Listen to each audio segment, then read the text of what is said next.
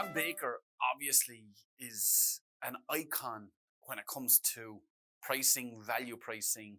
And, he's been a global phenomenon for 20, 30 years, co-authoring Firm of the Future with Paul Dunn.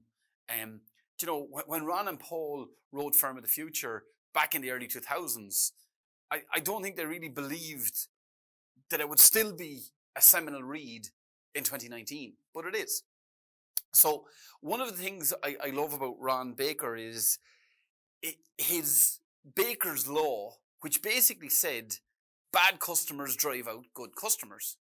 And he used this as the analogy to deal with this is, well, if your firm was an airplane with a fixed amount of seats, that, you have to adapt your capacity to those customers who are prepared to pay more, pay for your value proposition, and appreciate you. So that's Baker's Law. But I saw a post really recently on LinkedIn, and it linked back to an article on smallbiztrends.com.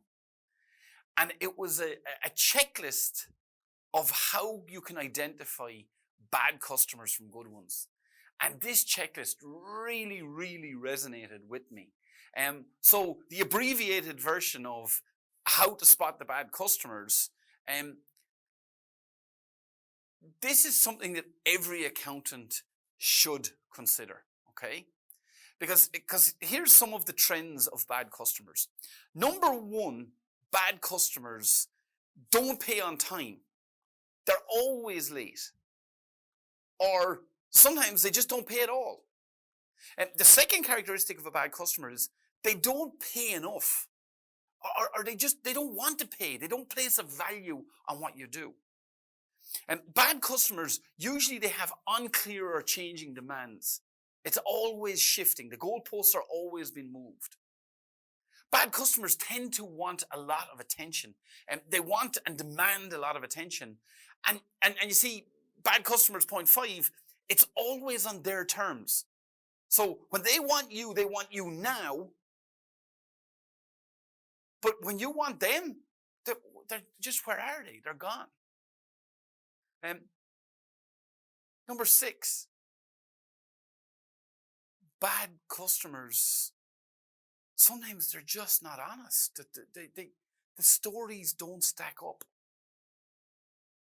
And bad customers, this usually is the straw that breaks the camel's back in terms of accountants taking action. But bad customers, they're often abusive or threatening to staff. And usually the team doesn't really, the team, if they had their say, this person wouldn't be let in across the threshold. And you see, linked to that, they make unreasonable demands. And they can't be serviced. And you see, the bad thing is, from a PR and branding perspective, from your own perspective, is they'll complain to anybody who listen. And the 10th one is, they just don't listen to you. They don't take on your advice. So my question for you is, go back through the 10 characteristics of bad customers and ask yourself the question, do you have any customers who you can identify with the 10 indicators?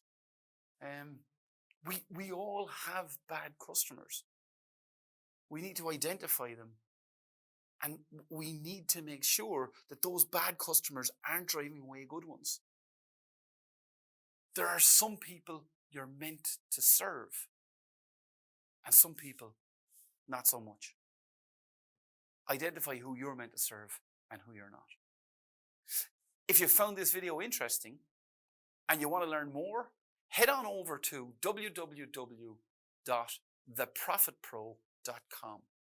At theprofitpro.com, we have more videos, we have more blogs, we have more articles, more information that will help accountants build more profitable and rewarding businesses. So, thanks for joining me today. Until I see you again, let's get it done.